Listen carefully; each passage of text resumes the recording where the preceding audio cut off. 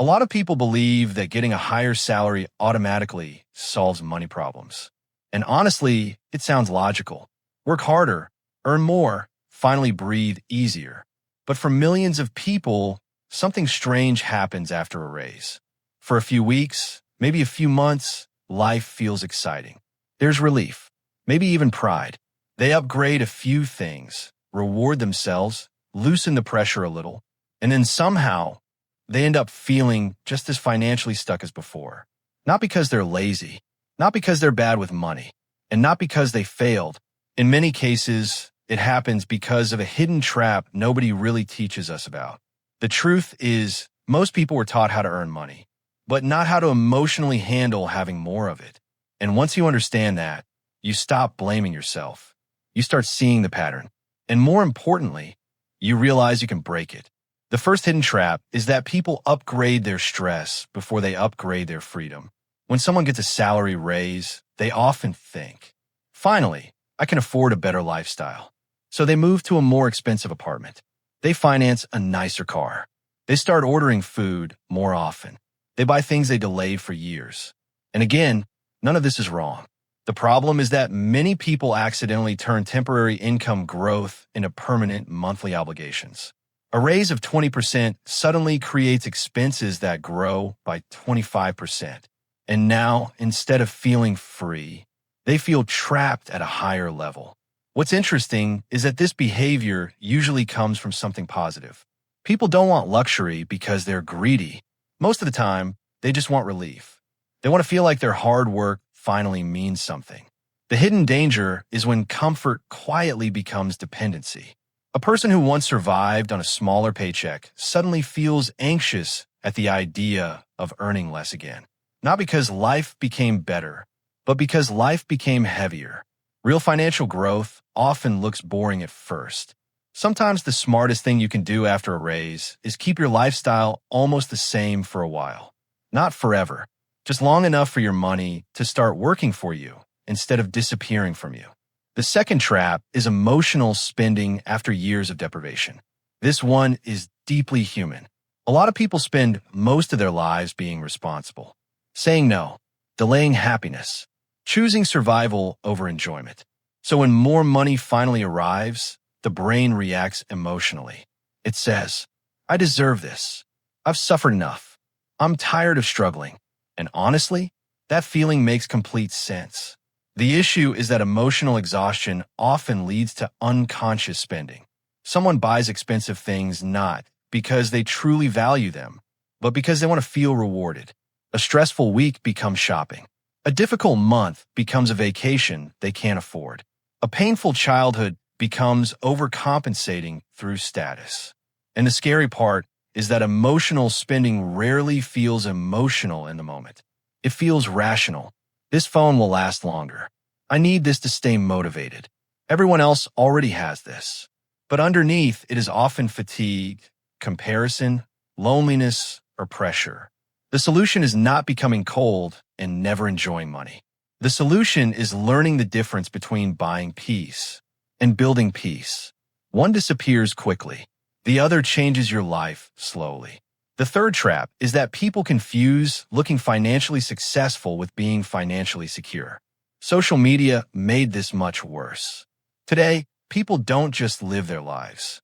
They feel pressure to visually prove their lives are improving. So after a raise, there's this silent expectation. You should look more successful now. Better clothes, better restaurants, better vacations, better photos. And sometimes this pressure isn't even external. Sometimes it's internal. People who struggled financially for years often feel embarrassed by simplicity once they start earning more. They think, if I still live modestly, maybe I haven't really made it. But financial security and financial appearance are completely different things. One buys peace, the other buys attention, and attention is expensive. There are people earning very average salaries who sleep peacefully because they have savings, low stress, and control over their money. And there are high earners secretly panicking every month because their entire lifestyle depends on the next paycheck arriving on time. The goal isn't to look rich. The goal is to make money stop controlling your emotions. That's real wealth. The fourth trap is that income grows faster than financial identity. This one is subtle but powerful. A person can start earning more money while still mentally operating from survival mode.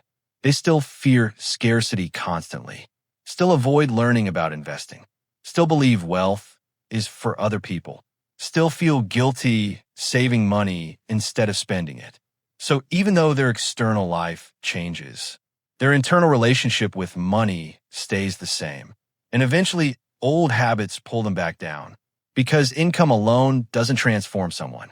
Awareness does. A person who earns more but never changes their mindset around money often repeats the same cycle at a larger scale. More income, more spending, more pressure, more confusion. But when someone slowly develops a healthier financial identity, everything changes. They stop seeing budgeting as punishment. They stop seeing saving as deprivation. They stop treating financial stability like something temporary. And perhaps most importantly, they stop using money to prove their worth. Because deep down, a lot of overspending is not really about wanting things. It's about wanting validation. The fifth trap is believing that small financial habits don't matter anymore once income increases. This happens all the time. People think, I make more now, so the small leaks don't matter. Subscriptions, impulse purchases, daily convenience, spending, tiny emotional rewards. Individually, they seem harmless. But financially, repeated unconscious behavior is always stronger than intention. A person can get a huge raise and still slowly drain their future through invisible habits. What builds wealth is rarely one dramatic decision. It's consistency, quiet consistency, the kind nobody celebrates online, cooking at home more often, saving automatically, avoiding lifestyle inflation, saying no without shame, learning patience. These habits sound simple, sometimes even unimpressive. But over years, they completely separate temporary earners from financially free people. And here's the important part. You do not need to become obsessed with money to improve your financial life. You don't need to become extreme. You don't need to stop enjoying life. You don't need to feel guilty every time you spend something. The goal is balance. Money should support your life, not become the center of your identity. If you've ever felt frustrated after getting a raise and still feeling financially stuck, you're not alone. This happens to intelligent, hardworking people everywhere.